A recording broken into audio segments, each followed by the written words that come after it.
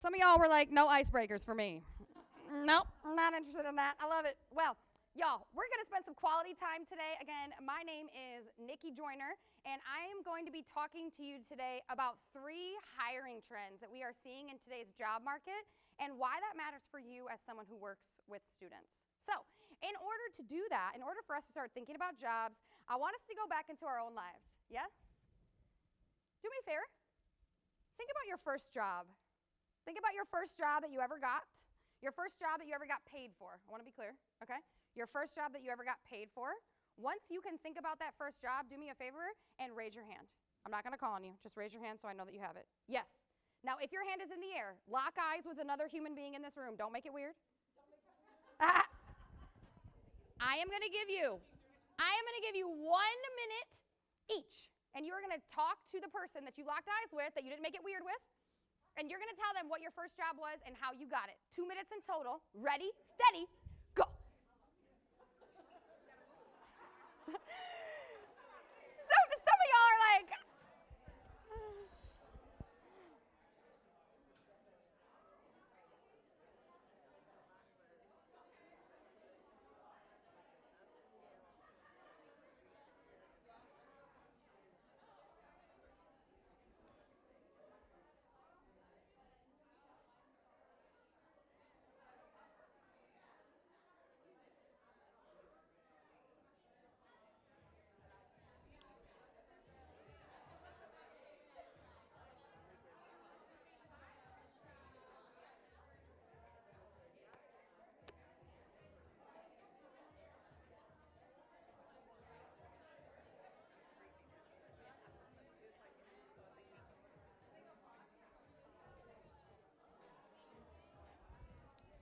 all right, if you have not swapped yet, you should swap.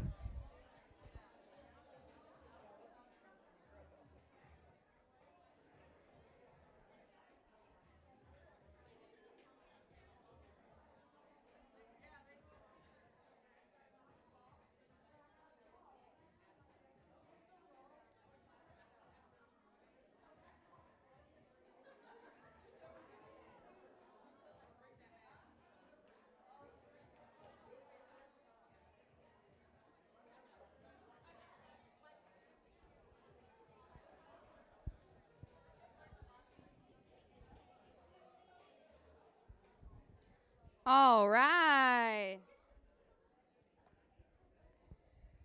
Shout out to those of you that made eye contact with another human being not at your table. Like, chef's kiss. I've never seen that happen before. I love it. That's awesome. That's awesome. All right. So we're going to do a little poll. We're going to do a little poll here. Raise your hand if your first job was with a family business. Anybody? Nice. Nice. Okay, raise your hand if your first job was in retail. Nice. Okay. What about food service? Okay. Nice. Nice. Do I have anybody who had their first job where they employed themselves? They were an entrepreneur. Yes. All right. All right. What am I missing? Ooh, yes. Where are my childcare people? My first job was childcare. Nice. Were you babysitter? Daycare. Nice. Bless you. It's beautiful. Patience is a skill not everyone has, but you do. That's great. What else? What else did I miss? Lifeguard. Oh, my sister was a lifeguard. She made a lot of money with that. Yeah. I was always jealous. I was always jealous because my first job was at Kroger. I was a whole 14 years old. I was a bagger slash cart putter awayer. I don't know what the proper term for that is, but I worked at Kroger. Yeah. Yes, I worked at Kroger, and I worked there for 2.5 years. That job helped me get my first car. That car got me to college. I was the first person in my family to go to college. And in college, I had a lot of different internships and jobs. My favorite one was when I worked for Battle of the Bands. Now, I want to be clear. I had this job at Battle of the Bands when I was 18. My main motivator was that I, in fact, had to go to events, clubs, and other things in order to find the bands. And I was not of 21 age, but I had Battle of the Bands wristband. That was actually a really cool job. I learned a lot about myself and a lot about music and just artistry in general. Then I spent about 10 years working in higher ed. So I worked at Purdue University, Arizona State University, Emory, and a teeny tiny school called Millikan in Illinois, where Jodie Bennett went. Nadra, how do you know who that is? She's the voice of Ariel. Very cool to meet her, okay? Very, very, very, very cool to be at a place where she was, and just awesome. And then I had a kind of a really pivotal moment in December 2019, January 2020, and I quit my job in higher ed before I had another one. That's not my career advice. I want to be clear. It should not be your career advice for students either. And I spent the next 21 months underemployed or unemployed. Did a lot of stuff. Uber Eats, DoorDash, Lyft, and I applied for a lot of jobs. And I landed my job at JP Morgan Chase in early careers. So I spent about 4.5 years there hiring for many roles. I was a sourcer, I was a recruiter, I was a program manager. I hired over 500 students, 541 students to be exact, whose salaries totaled more than $49.2 million. So I got to give some pretty life-changing job offers to a lot of students. That was incredible. So everything I have in my big, beautiful brain, I have customized specifically in this session today for you all. But I think the reason why we need to start with what was our first job is because we cannot talk about trends in the job market without talking about the fact that jobs are changing. And what constitutes a job is changing. I recently found out that Arizona State University has a new major, Bachelor of Arts major in content creation. The internet went wild. Okay, there were lots of thoughts about the fact that there was a bachelor's degree in content creation, essentially influencer marketing. And there were so many people that were like up in arms about this thing. And you know, I'm sitting by, I'm watching all of these things. I often work with students a lot, and I always ask them, what was your first job and how did you get it? And some of them are like, well, I don't really know if that's a job because I didn't get paid for that. Or like, well, I was on a family farm and like they paid me in like my allowance. So like, does that count? Or like, I don't know, my first job, I guess, is like this business that I started myself where I was like drop shipping stuff, but it's no big deal. And then I found out later that they've made like $150,000 from it. And they're like, oh, it's no big deal, right? The concept of a job for people is changing. What people constitute as a job is changing. What they classify as a job is changing. And as a result, everybody that supports workforce development is now trying to define what is a job, right? What constitutes a job from the lens of gainful employment after graduation? What constitutes a job from the lens of am I getting paid versus am I not? What constitutes a job? And I think as we think about these three trends, I wanted to start here because I think a lot of us are in a very unique space right now where we are providing advice to students on things that we did in order to get a job. Some of us may have been recently in the job market. Some of us may not have been in the job market in years. Some of us are like, the last time I submitted a resume, it was printed, okay?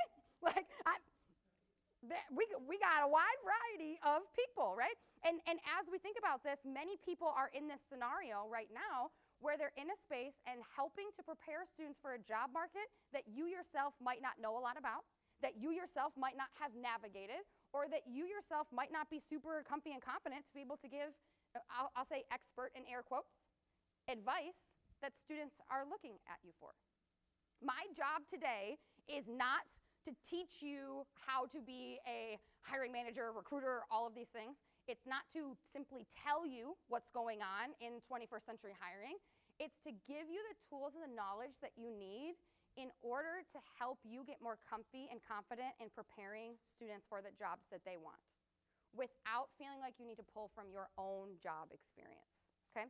Because our job is not to just pull from what we know, but our job is to figure out all of these things that we've now learned in this 75, 90 minutes together so that you can make better, more well-informed choices. So as we think about this, I want you to be honest. Be honest with yourself. If you're taking notes or you have notes somewhere, I would love for you to write this word down. I don't want you to share it with anybody, and I'm not going to ask, but I would love for you to identify what is one word, 2 words max, okay, that you feel when you think about preparing students for a job market that is ever changing and maybe even a job market that you yourself have not navigated. What is 1 word, 2 words max? And again, I'm not going to ask for these answers, But I want everyone to, number one, write it down. And number two, I want us to be able to name the feeling. Because I firmly believe the only way that we can get through it is to talk about it, right? Is to walk through it. So as we think about whatever your word is, I want you to do me a favor. Close your eyes. If you're going to fall asleep, you only got about 15 seconds. So just take note. Go ahead and close your eyes for me. I want you to think about if your word is either positive or negative. There is no neutral, okay? If it is positive, if it evokes positive feelings in you, or if it evokes negative feelings in you. A positive feeling would be like, I'm excited. A negative feeling would be like, I'm anxious, okay? Raise your hand for me if the feeling that you wrote down on your page is a negative feeling. Okay? Raise your hand if it is a positive feeling. Nice. All right. Awesome and great.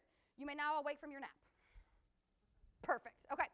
I just wanted to get a pulse here as we're talking about this. So what I have done is put together this session in a way that is going to give 3 high-level concepts about hiring trends.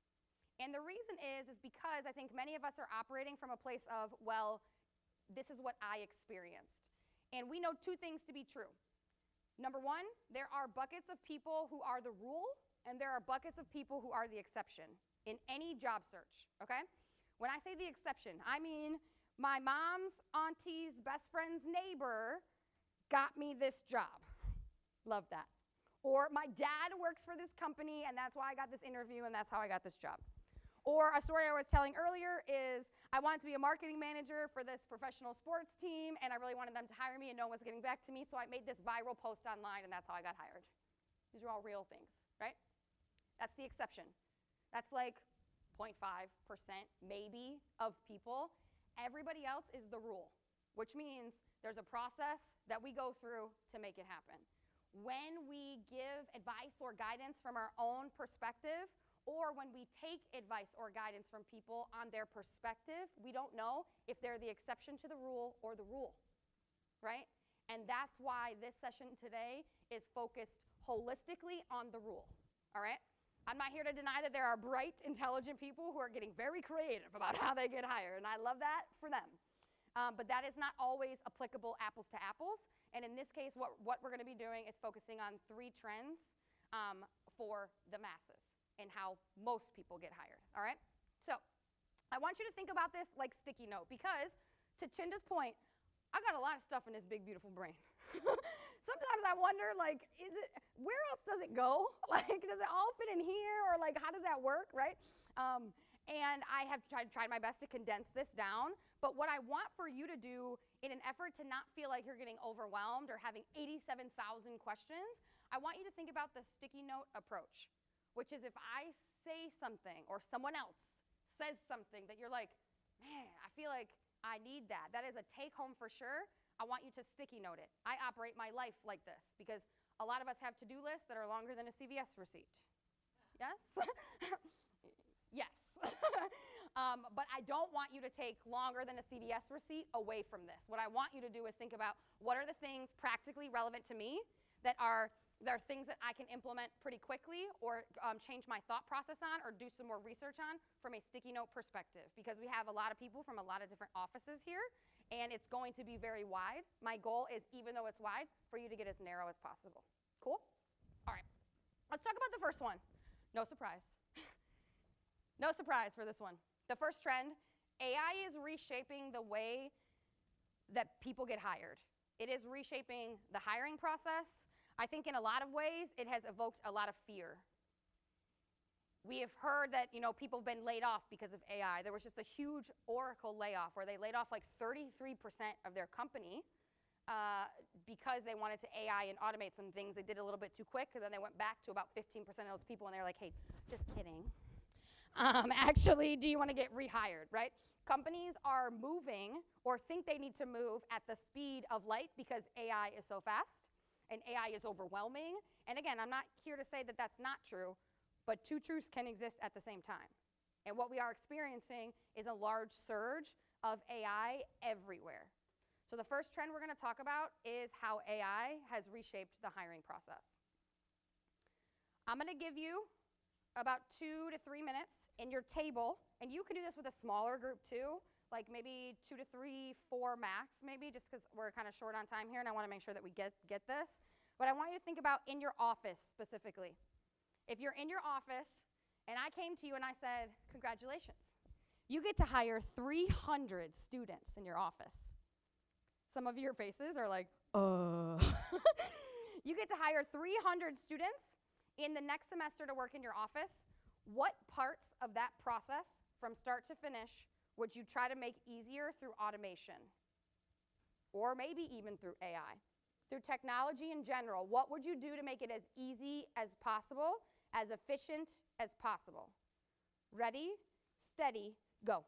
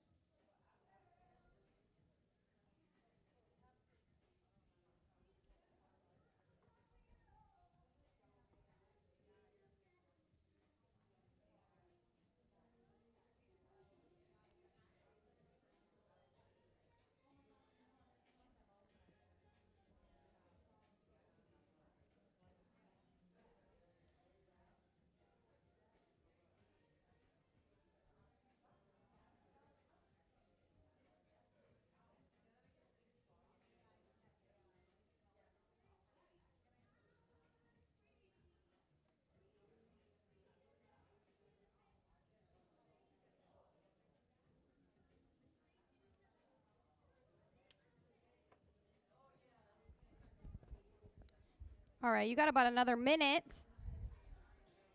Your goal is to come up with as many things that you would automate, make easier, to create the most efficient process possible.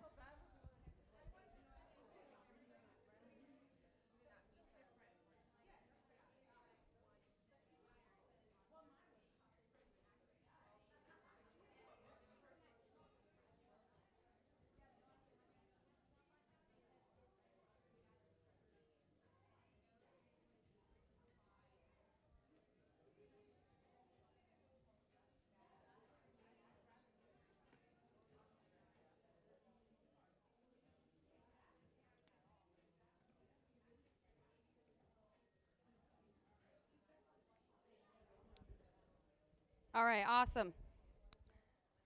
Awesome. Do me a quick favor. If you were able to come up with at least a handful of things that you would do to make it more efficient, can you raise your hand for me? If you were able to come up with a handful of things that you're like, yep, we would do these things to make it more efficient, can you raise your hand for me? Nice. Okay. Do me a favor, raise your hand if any of those things involve technology. Yes. There's a very specific way or very specific reason why I wanted to do this is because I think so much when we talk about AI in the job search, we immediately revert to everything that's the candidate perspective and how it's so unfair and companies misuse it and we don't like that. And again, I'm not here to say that that's not true, but I am here to say that two truths can exist at the same time. And so many of the students that we are experiencing or that we are talking to and helping to guide through this process, that's what they're going to come to us with about how AI is rejecting me at 3 a.m., right?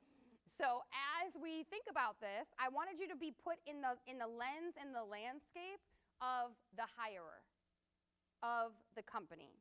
Because what I'm about to do now is unpack in real time and show you exactly how AI is being leveraged in each of the steps of the hiring process and what that means for you. Because our job as trusted adults in the lives of students is to help to dispel myths, right, for them so that they can make better choices. Now, a lot of things that people are talking about that where they say this is AI, it's actually automation, okay? So I just want to talk about the difference between these three buckets because the third bucket is something that I think a lot of people think doesn't exist anymore, and that is the person bucket in the hiring process. Now, we have seen some workforce reduction, but in almost all of those cases, we have seen companies who are now reverting back to hiring people to hire people because the AI is not doing what we want it to do. And I want to be clear, this is not the first time that this has happened.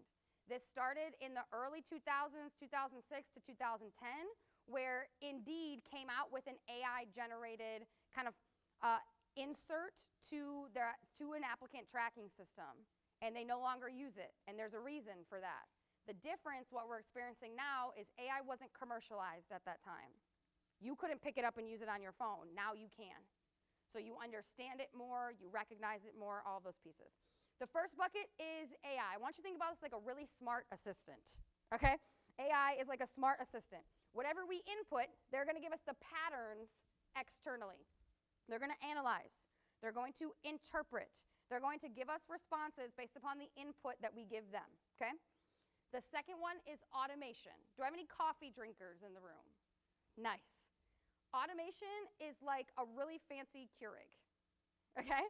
When you press the button, everything else happens from there. You don't have to like do other things once you press the button, but there are more than one steps happening before the coffee is made, right? That's like automation is like a Keurig. And the third piece is that human piece. I am here to unequivocally tell you, there is no applicant tracking system on the market right now that can automatically disposition candidates based upon an ATS resume score. It does not exist. There still needs to be a real-life human that goes in to disposition, which means thank you, but no thank you, right? So as you think about these three buckets, I have created a one-pager that everyone will get that is like electronic so that you can keep it in your office that talks about these things that we're about to go through now. But as we leverage this, we really want to focus on the main portion here that AI is reshaping the hiring process because it is needing to catch up to what we are experiencing from the candidate lens. If you have ever seen an ad or heard people talk about like an AI tool that helps you mass apply for jobs, can you raise your hand for me? I feel like people are talking about, oh, you can apply to 500 jobs, 100 jobs. Yes, yes. I think the algorithm might now that I said something into the ether, if you start to get ads about these platforms, I'm so sorry. They exist. They exist. And a lot of people right now are in a space where it's like, okay, like I don't know how to leverage this, but again, we're seeing such a different industry than what many of us experienced at our entry-level place that as a result, we're having to move and adapt to that thing, and AI is creating efficiency in that process. Now, nothing's perfect. People are not perfect, and neither is the system, right? But what I'm going to do now is I'm going to walk you through really quickly from each stage and the things that might matter to you from a very high level, okay? Because my goal here is to try to reshape the way that you think about AI in the hiring process to create efficiency. Now, when we think about the job description, AI is really used, the number one way I used AI is to take meeting notes from a conversation I had with the hiring manager, input it into AI, and ask it to create a job description based on everything that hiring manager said that they wanted for this job. Can you imagine how much time that saves? Holy schmoly, right? I would be going in there for like a couple hours. It popped it out. I then have to be human and be like, okay, we'll fix this, we'll do this, we'll do this. There are some things that we can put in AI in companies, and then some things it's like, that's kind of copyrighted, so I probably shouldn't do that, right, unless it's like a co-pilot for the company. But this is just, again, a standard example of how we can use it to create efficiency.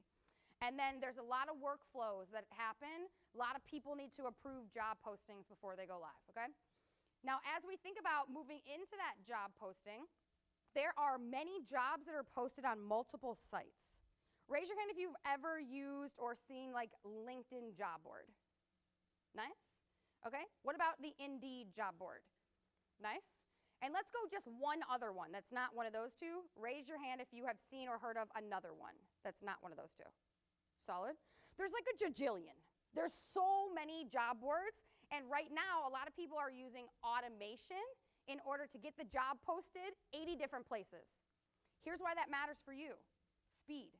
When you are working with students, regardless of the area that you're in, they need to be applying as quickly as possible. We talked about this in the other session, but like less than 12 hours open is like gold. 24 hours, pretty solid. 3 days, I'll take it. 7 days, absolute latest.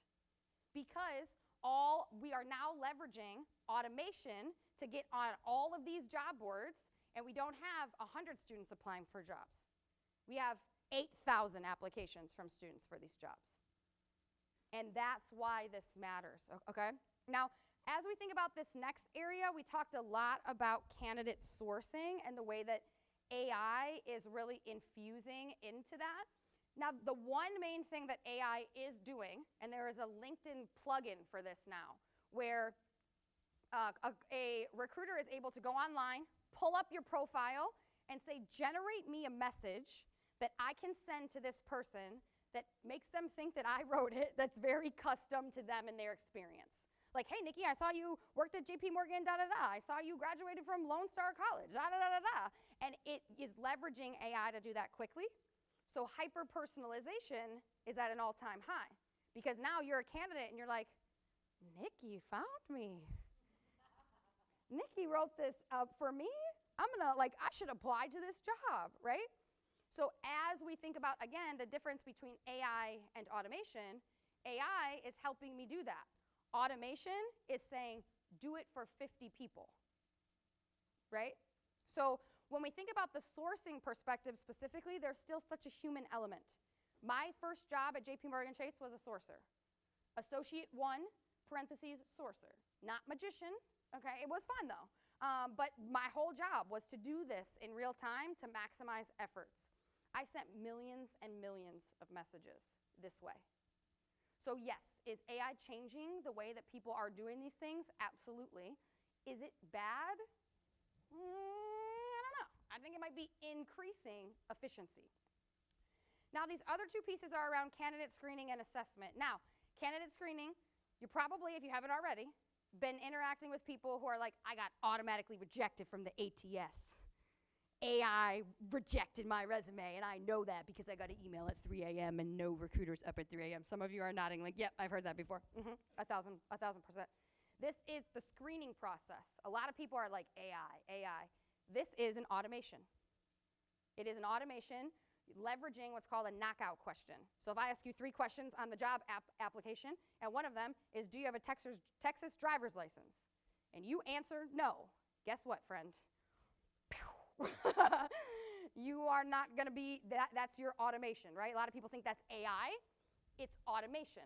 So when we are working with students and we hear this narrative around like AI is rejecting me or my resume doesn't have the keywords or all of those things, a good anchor that I always like to move towards is, how do you know that?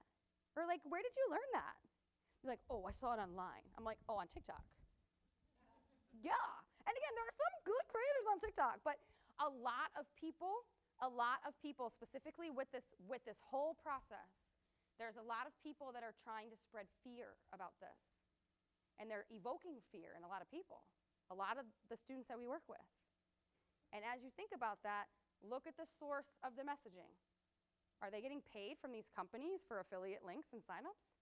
Are these people attached to companies where students are paying money, nominal fees to get an ATS-friendly resume?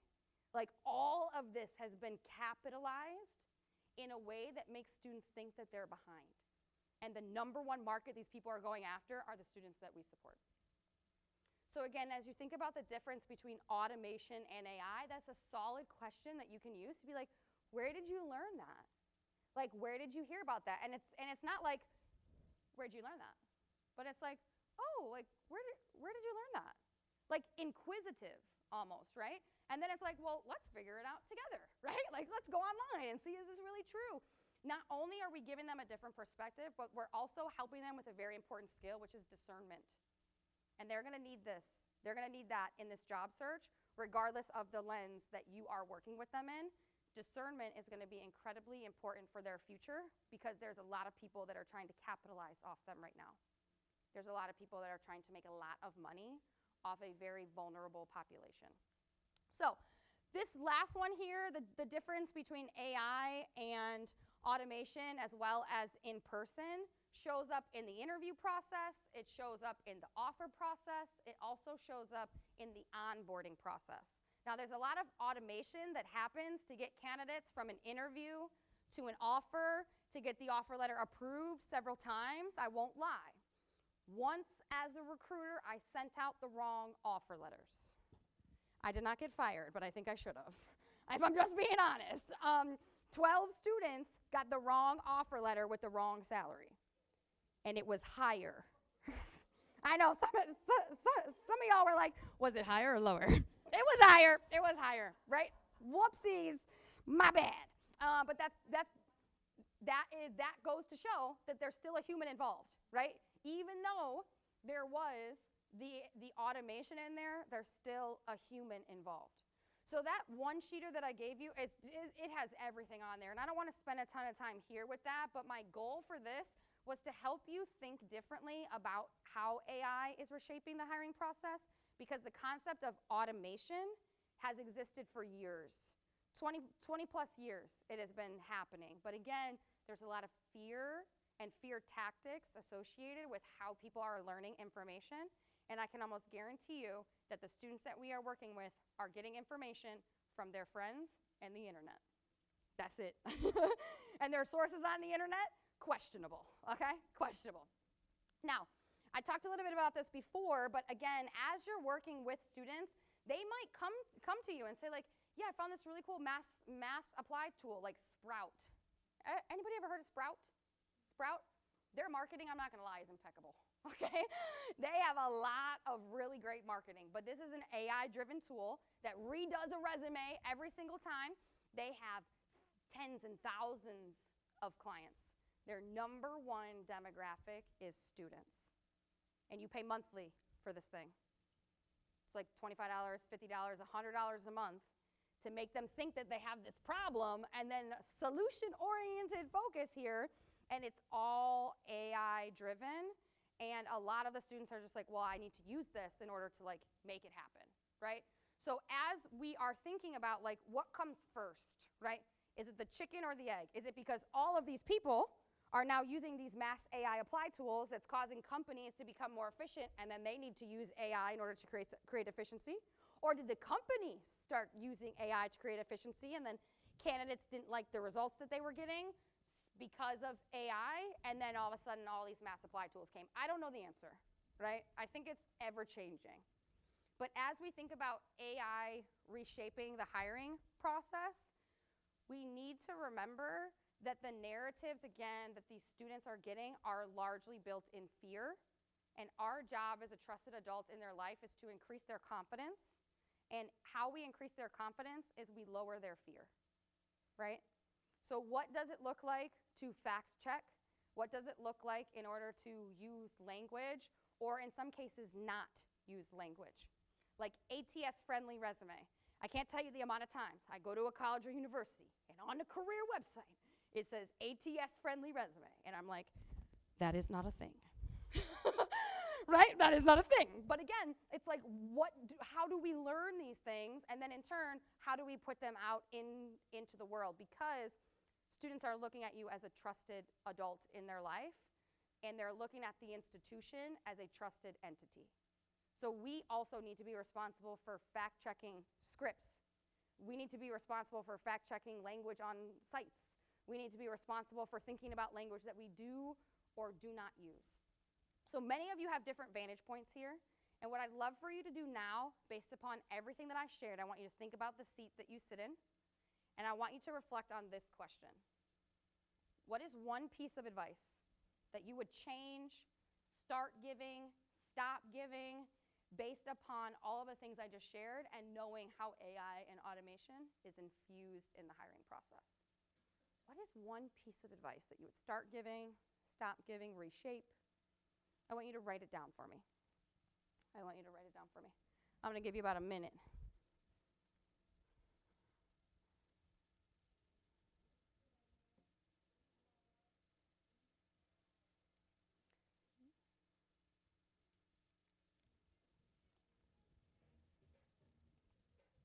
It's very fitting, if you know this song. Yes. This song is like 15 years old. I don't.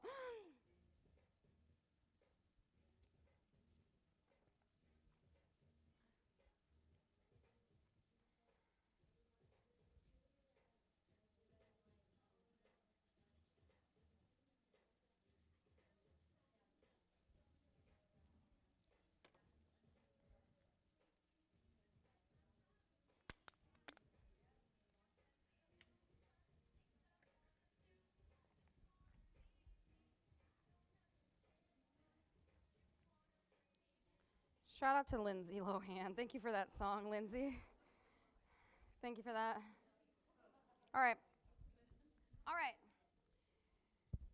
This one I think is probably going to be the most aha and impactful for every single person in this room, regardless of the seat that you sit in.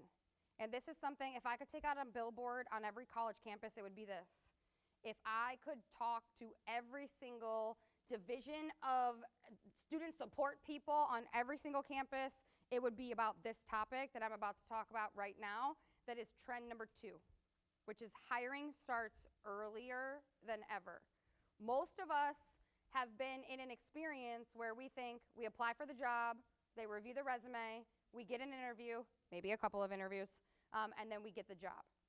And this concept of sourcing has emerged early, in the early 2000s, and basically what has happened is some very large companies have started sourcing efforts very early for people. A lot of programs at high schools and even colleges have started earlier.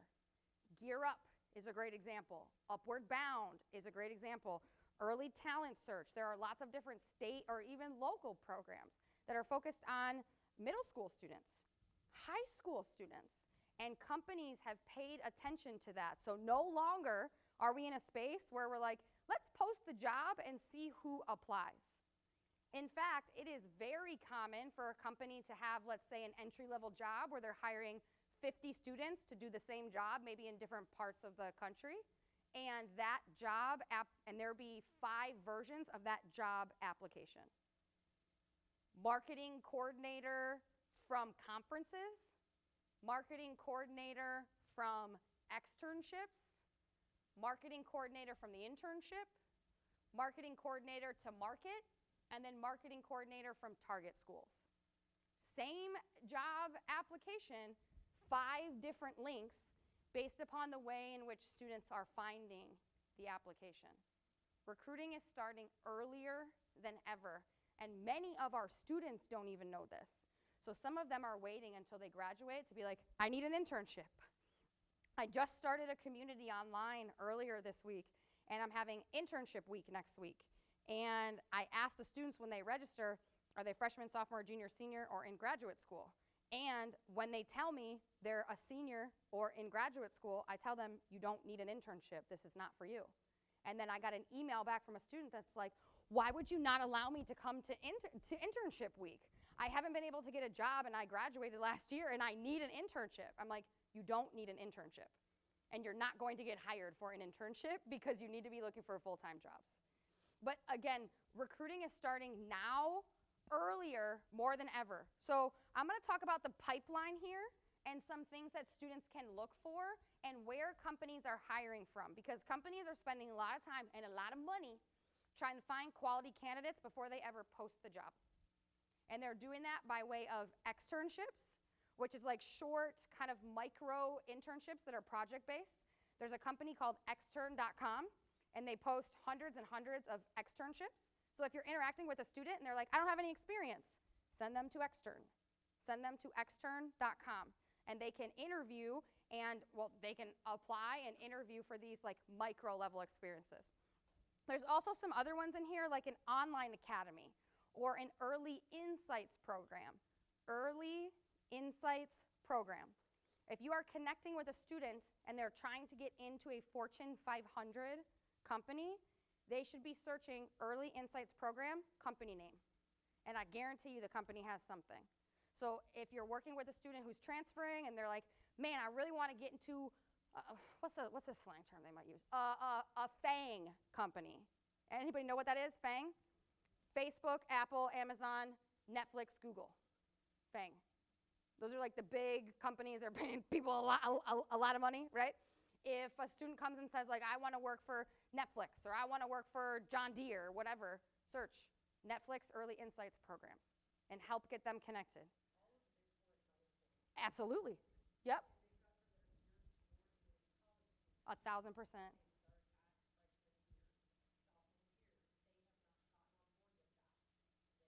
Yep. Yes. 1,000%. And did you make my slide deck? Did you see it beforehand? There is this next slide here is why this is relevant to each and every one of you here is because you have this exact thing that you're working with. You have 4-year students that are starting when they're freshmen. And the students that every single person in this room supports are either 2-year into the workforce or 2-year to transfer.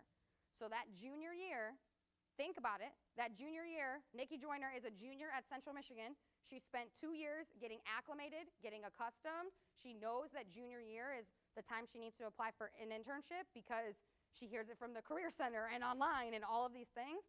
And then you have Nicole, who is transferring from community college into Central Michigan her junior year. She's getting acclimated junior year. She's trying to find friends junior year. She might be trying to find a part-time job to pay for tuition junior year. And she's not internship searching in junior year like the rest of her peers are. And that's why many of the students that are coming from the 2-year school into the 4-year school, which is bucket 1, that is why they are behind.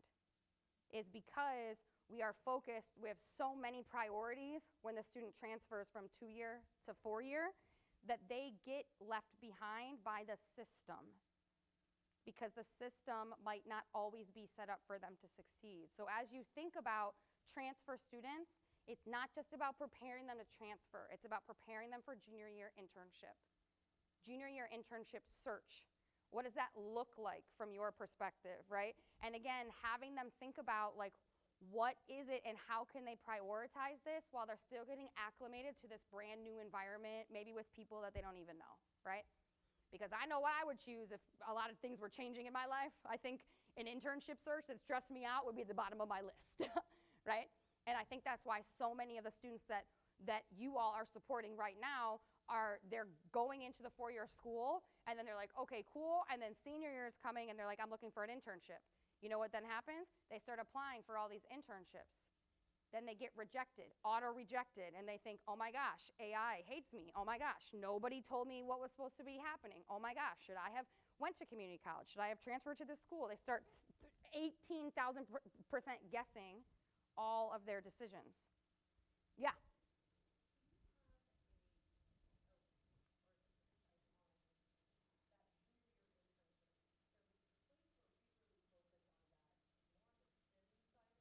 Yeah. Yeah. Mm-hmm. Yep.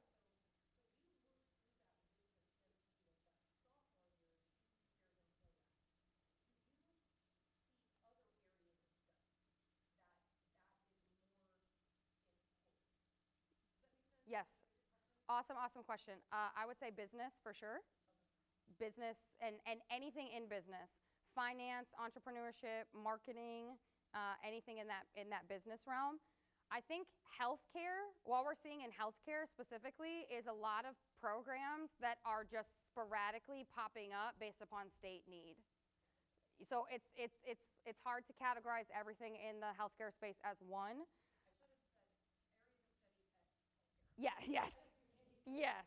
And there's also a lot of like micro-credentialing that happens in that space, so that's kind of like an outlier, but I would say business, finance, marketing for sure. The other thing that I would consider is that, again, Students are trying to compete with AI because they're like, oh, well, AI can do it fast, so I should be able to do it faster, right? No, not necessarily. They're competing with their peers in the age of social media now more than ever because people are publicly posting that they got these offers and these companies and, you know, selfies at these things, and they're like, I feel behind. They're also competing with job changers and job transitioners in a way like never before.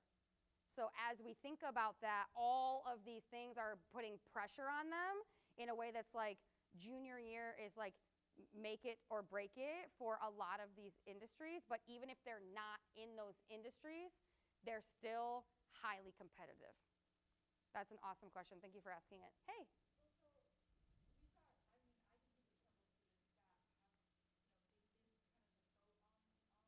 Mm.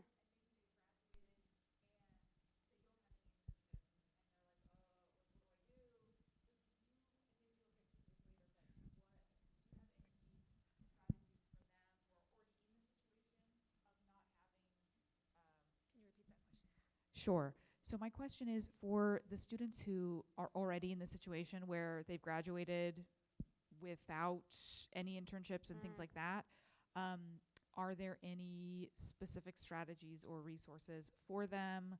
I mean, there's a specific student I'm thinking of who finished one of the workforce programs Yep. and has had the issue of applying to a bunch of jobs and has no internships, and I think that's kind of what's holding it back. So, like, are there any things that he could do, for example? Awesome question. The first thing I would say is the externship. I would recommend an externship, again, a micro project. We were talking about this earlier, but a lot of students are waiting for permission for somebody else to hire them. They can create their own experience. They can go to a company who doesn't have a website and say, hey, I'm not great at building websites, but I may be interested in healthcare, and I realize that you are a physical therapy business that doesn't have a website, so I want to help you automate and put together a website, but mostly so I can get into healthcare and figure out how you operate and think so I can use it as an example, right? Like leveraging that in order to make it happen could be a great resource.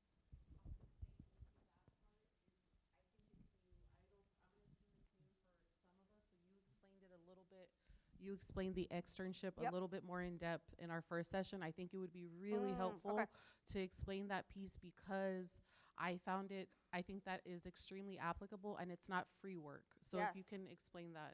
Awesome. So externship is a micro internship. Many companies are using an externship as a way to get early talent in the door and get paid work done.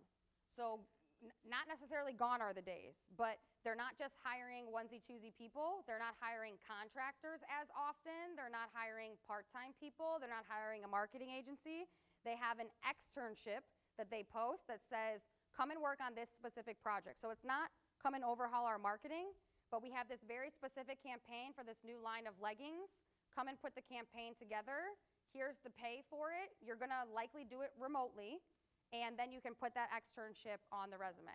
Now, this is beneficial for the student because they get experience. This is beneficial for the company because the company decides, is this the type of person and work that we want in our company? Great, let's pipeline them into future opportunity.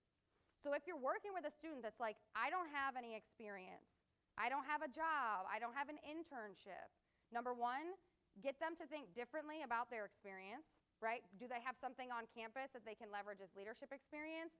Number two, externship, 1,000,000,000%. Again, there's a company called extern.com that literally is dedicated to this.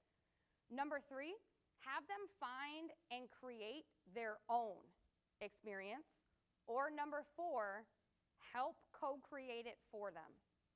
We were using this example in the last session, but as you think about like, if there are a lot of students who are looking to go into like learning and design, as an example, could the institution invest in an Articulate 3-story subscription, a couple $100 a year, and could you hire interns to create training for other students and staff on Articulate 360 and that be their project, right? We need not wait for permission. One of the things I always do when I'm in a group of students is I get a $20 bill, I put it out on this, I put it up here, and I'm like, I have $20. I have stood up on a stage for 90 seconds before a student is like, I'll take it. They just sit there and they wait for permission. They don't need to wait for permission in many cases, and there are so many things that they can do. The extern is one, but also creating things for themselves or you co-creating them with them would be an incredible asset. That's an awesome question. Thank you for asking it. Great. So we talked about this first bucket, and again, this is primarily for students that are transferring. Primarily for students that are transferring to 4-year. When we talk about our workforce readiness students, our students that are graduating and going into the workforce, this is what I call onesie-twosie hiring. It is highly unlikely that they are going to be hired the same way that these students get hired. And you need to know how both work, okay? So this second bucket here is I'm a student, I'm getting ready to graduate in May. In January, I should have like my resume solid. January and February is when I should start looking and identifying the types of roles that I'm applying to and optimizing all the materials that I have for those specific roles. And then starting in March, maybe even a little earlier, is when I should start applying. Not in April, not after finals, like during that February, March, early April timeframe. Because these are onesie-twosie hiring, meaning I'm not hiring 30 marketing coordinators across the country. I'm hiring one marketing coordinator that I need to start in 6 weeks, okay? And these are two very different buckets. So as you think about the population of students that you are most likely to work with, it may be all workforce readiness students. It may be all transfer students, or it may be a combination of both. It is incredibly important for you to know these two different buckets, and incredibly important for you to be able to point them in the right direction based upon that bucket, okay? So I have created some case studies that y'all are gonna be able to use with your teams. You can leverage based upon this session. It's being recorded. Shout out to you if you're watching, woo! Now or later. But I have put together these case studies here. So what I would love to do right now is I'm gonna give you, again, and I'm not rushing this on purpose, but I know that we work with a lot of students and quickly, so I want us to get into that mindset. What I'd love to do is we're gonna go A, B, C, A, B, C. So you're either A, B, or C, and I'm gonna give you about 2 minutes, 2.5 minutes. You're gonna read the case study and talk about what you might do based upon all the information I just gave you for that student. Ready, steady, here we go.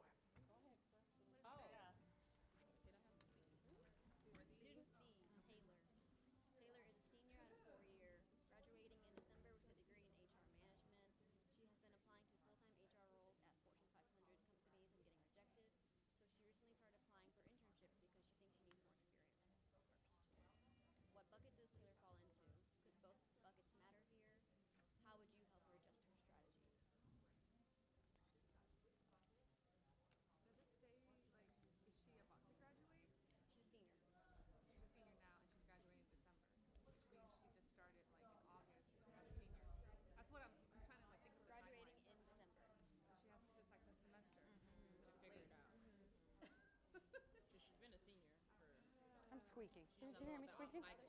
I'm trying to stay off the floor because I'm like this. So she's just a foreigner. So she's a bucket. Squeaking over here. She's a transfer student bucket. And she's a senior at a 4-year. It didn't say anything about transfer. It didn't say anything about transfer. Oh, yeah, I got you. Yeah. Sorry, I missed that. Yeah, she's a graduate student. Okay. Say something about being off-cycle. She's a second bucket. Yeah. It could be early. So she's a bucket too. She didn't say anything about transfer. She's just late. She didn't start on time. So it sounds like she doesn't, because going back to what she said, it doesn't sound like she needs an internship because you're about to graduate. You need a job. Yeah. Or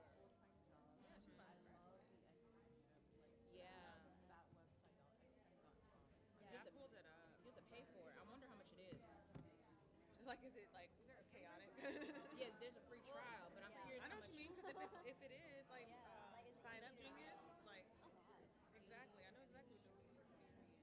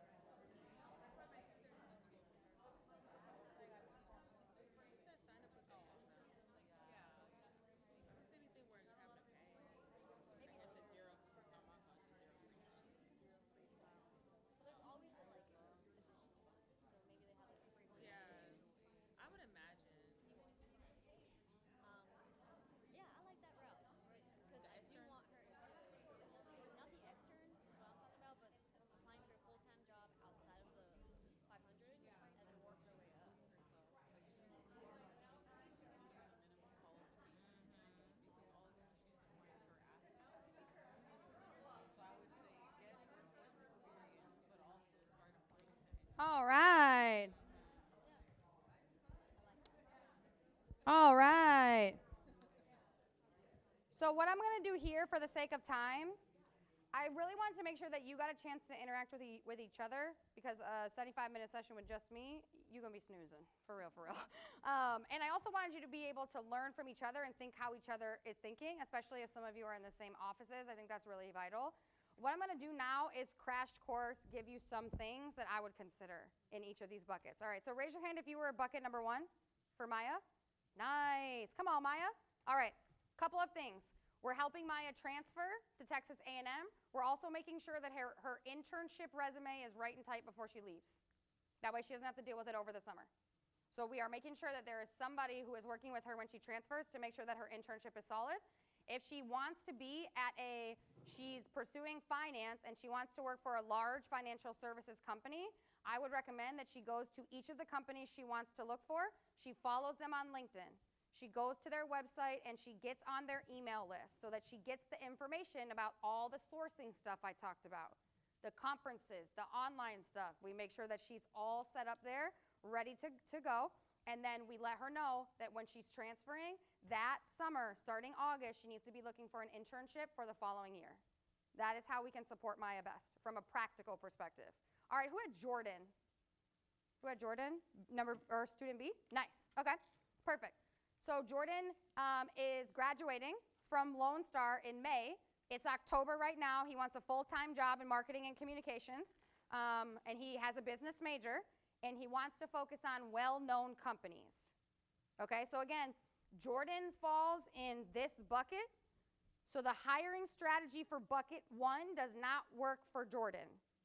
The main thing we need to make sure that Jordan understands is that he should not be looking for jobs in the student tab of the company, because he is not a student. He is a graduate. They post the onesie-twosie roles in the non-student bucket. And I know that is confusing, but when we are supporting Jordan, we don't want to direct him towards the student page of JP Morgan Chase or the student page of Amazon, because he's going to start applying to those jobs, get rejected, and be like, what is wrong with me? Instead, we just need and I don't know how to say this, but the regular job board. Jordan needs the regular job board, and he needs to start looking in February, okay? All right, who had C? Taylor? Nice. Okay. This one was very specific. Again, we kind of already talked about this one, but Taylor is a senior at a 4-year school. She's graduating in human resources. She keeps getting rejected for full-time jobs, so she is applying for internships. We know what's going to happen. She's going to be rejected from the internships too, yes, because they're not meant for her. So what I would recommend for Taylor is externship. I would recommend creating your own micro experience or internship. I would recommend finding a trusted adult at the college or university to make that happen for me. And again, this is a 4-year example, but it could also be relevant in the 2-year example as well. So these are things that you can use with your teams if you want to have further discussion on these things. And I created a drive for each of you, and I dropped these in there. But what I was hoping to do with this and what the purpose of these case studies is like, let's put this into practice real life. Because what I want for you to think about is, what is something that you can be doing earlier? It could be something as simple as, do we need to add internship resume to the checklist for transfer students when we meet with them? Could it be something as practical as that? Could it be something if we're working with, and there's Trio here, yeah? Yep. Woohoo! Come on, I do a lot of work with Trio. I love Trio, okay? It could be as we're working with Trio students, and they're like, man, I don't have any experience. Why is Trio not on the resume? Right? Trio needs to be on the resume. Are we creating micro externships in Trio with some of the grant that we have in order to help students get the experience that they're going after, right? There are so many practical things that we can do with this knowledge, and it's not just about me being like, phew, here it is, right? But how can we make it make meaning for the very specific position that you're in? So again, that second trend is it's happening early. And we need to make sure that we're preparing the students for either workforce or college when it becomes early. All right, Now this last one, I'm going to spend some brief time on this, and then I'm going to open it up for some Q&A. But this last trend is around entry-level work. And the landscape of entry-level work has changed. Now, as we think about an entry-level job specifically, we're hearing a lot of AI is replacing jobs. And again, I want to be clear, AI is replacing some jobs. And I don't know about you, but it makes me a little uneasy. It makes me think like, am I safe, right? Like, that's very, very real. And a lot of people that are asking these questions fall into one of two buckets. Number one, they're students, and they're seeing a lot of things around entry-level jobs being eliminated because AI is doing that job. Or option B, I'm in a very heavy job that is responsibility-driven, not impact-driven. When we have jobs that are all responsibility-driven and those responsibilities can be replaced by something that works 60 times faster than you, you will be the first one to go. So as we think about this, I want our students and everyone in this room to not think about themselves as a doer. I want us to think about ourselves as change makers, impact drivers. What changes because of the work that we do? Not just what do I do, but what changes because of the work that I do. It's not enough to say, I graduated from this school, or I did this experience. What changed because of that? What was better? How was time saved, right? And I have some resources that I put in this drive in order to really help you conceptualize that with students. But there is a lot of conversation about this with the student audience right now because the entry-level job is no longer input the data on Excel. It is get the data from Excel, from ChatGPT or Copilot or whatever it is, and then you as the entry-level person will analyze it. And then you will provide that analyzation to the person ahead of you, right? It's changing the way that people work. It doesn't mean that we need to, that we're being replaced, but our jobs are molding. And many of us may have experienced somebody that you know, or maybe someone that's close to you or you saw that has lost their job because of AI. And it is really creating a push and pull in this environment. But what I want to remind you is this is not new. What we are experiencing right now is not new. And on the screen behind me, you see a lot of different times where similar things have happened. We start all the way back here where it was like, how are we going to mechanicize things? Then how the light bulb, right? Like electrification. Then we're moving to like a personal computer. Then we're moving to the internet. When I tell students I was not able to get my college decision letter on the internet because we had dial-up internet at the time, they look at me and they're like, what's that? And I'm like, okay, all right. But yeah, it's so different. When I was in school, I would have to come home. I have to dial into internet before my parents got home so I could do stuff on the internet that they didn't want me to do, and then I had to go off of the internet. Now the student's like, I got a phone, right? It's so normal to them. It wasn't normal to me. Then we have the phone in and of itself. When I was in high school, I did not have a cell phone. Like, I had to come home when the street lights came on. And they were like, if you're not home, we have a problem, right? I didn't have a phone where my parents could track me. Now we're seeing AI again. So this is a wave that has happened before, and I just share this with you, number one, to help you normalize it, and number two, to get you to think differently about it when the students come to you in panic or fear. Because if they have not already, they probably will. So as we think about this trend specifically, it matters for skills. And the skills are the most important component of this because we are not just teaching students what to do anymore, we are teaching them how to think. And the critical skill of critical thinking is something that every single employer is looking for. I don't just want to know if you can input the data in Excel. I want to know if you can analyze the data in front of you and tell me what it means. That doesn't and is not taking 2 years, 5 years in a job anymore for you to be able to ask that as a baseline minimum. So as we think about this concept specifically, I'm going to give you two things. Number one, every single person that works with students in this room should absolutely, unequivocally help the students that you work with answer this. They should not be graduating here saying, I am an XYZ major. They should not be graduating saying, I'm a transfer student. They should be graduating or transferring saying, I help blank, do blank, so that blank. I help emergency room patients get in a situation that is less emergent so that they are better. I mean, it could be literally as easy as that, emergency room nurse. It's not just enough to have the student leaving here be like, I studied to be a nurse. They need to get very clear who they help, what they do, and what changes because of that thing. So then when they go into interviews, when they're on their resume, when they're networking with people, they're not saying, oh, I'm a nurse. They're saying, oh, I help people in their emergency room. Oh, I am a nurse, and I'm an emergency room nurse. So I'm helping people in the emergency room get in situations that are less emergent. So that you feel better or whatever about your career. Incredible, right? Every single student, every single person needs this. If you want your career to be AI proof, this is what you need.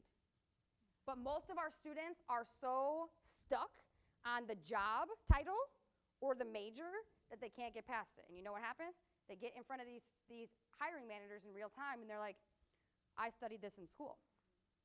Here's what they taught me. And the hiring manager's like, no, ma'am, no ham, no turkey.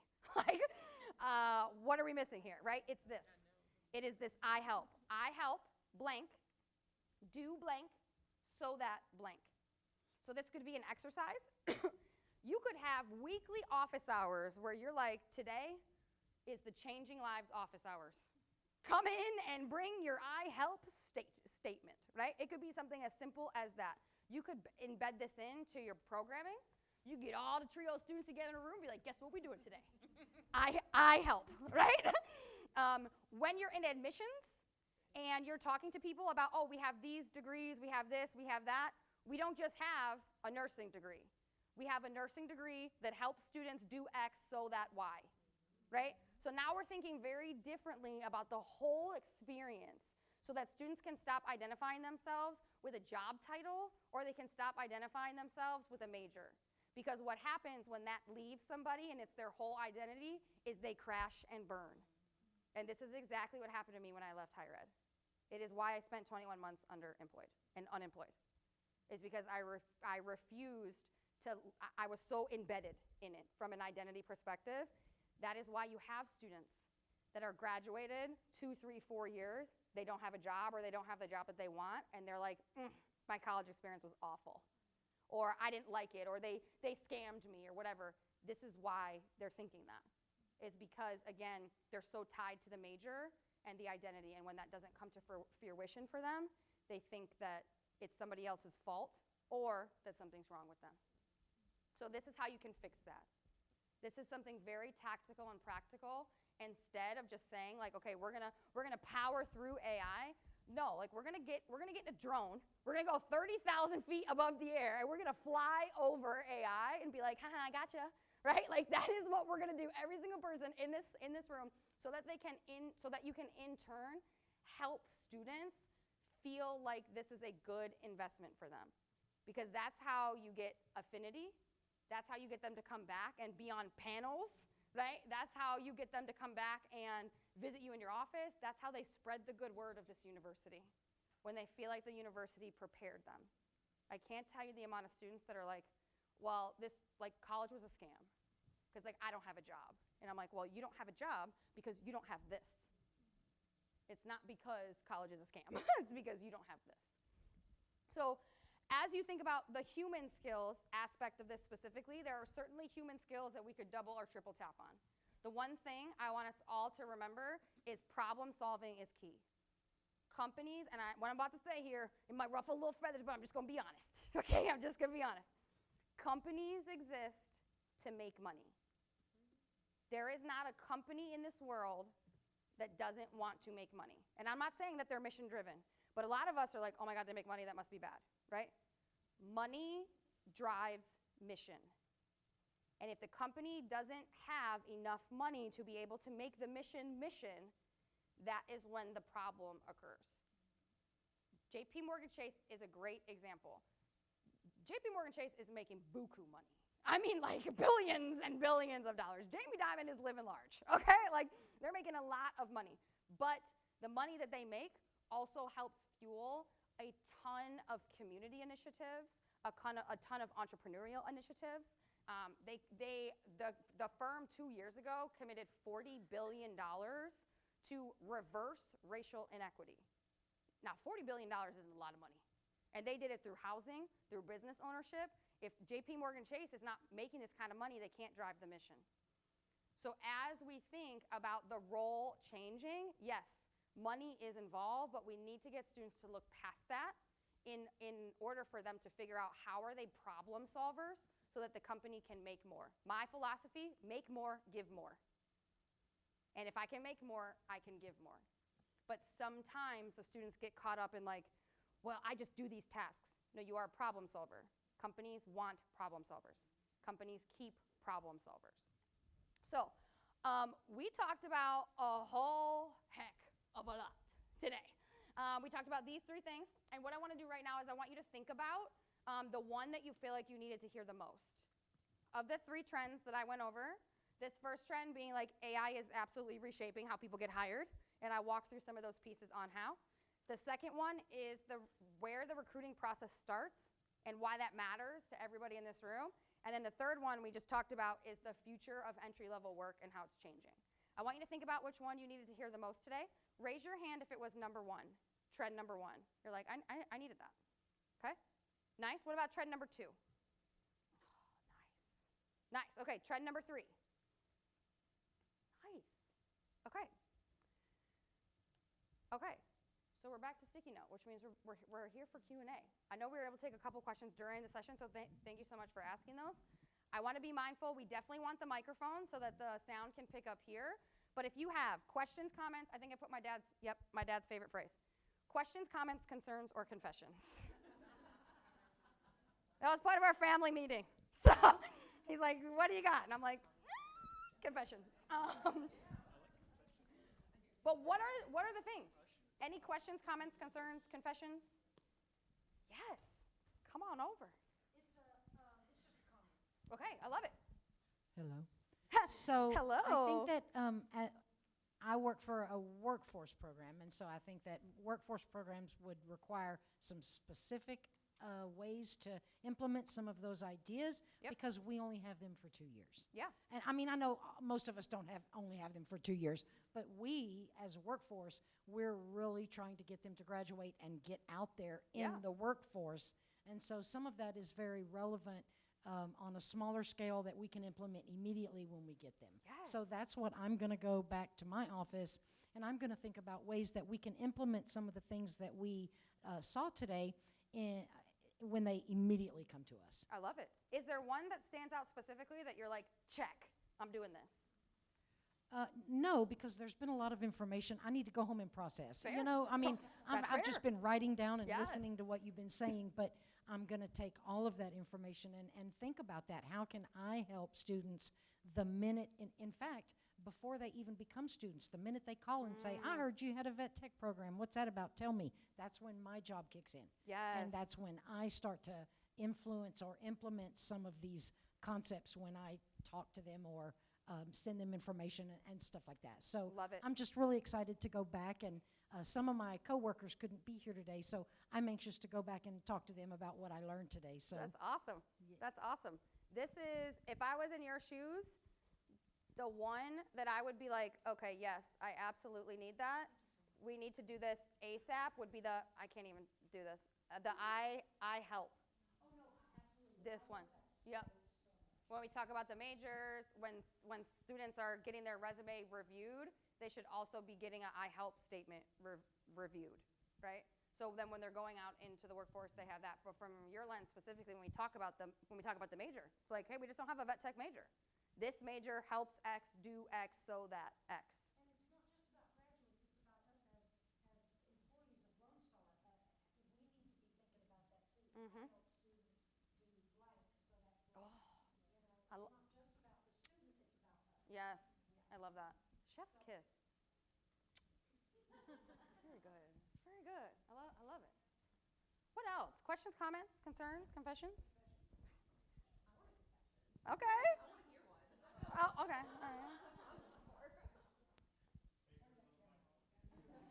Yes. Please make sure your confession is on the microphone. Hot mic, hot mic. Yeah. Oh. I'm honored. Everybody's get it recorded, Philip. Everybody. I'm honored. Let's go. I'll confess that I had career transfer connections in my mind too late. I was thinking, well, in their last semester, the beginning of their final semester, or what are we doing? And that you have helped me see this guy has to start their first day. Yep. Right. It's not late. Yes. So that theme and thread of early is just. So that's my confession, Kira. It wasn't juicy, but it did shift my thinking. Thank you. And I know earlier we were talking about the different hearts. I don't know if you were in there for that, the different hearts. In this moment, I'd like to give you half.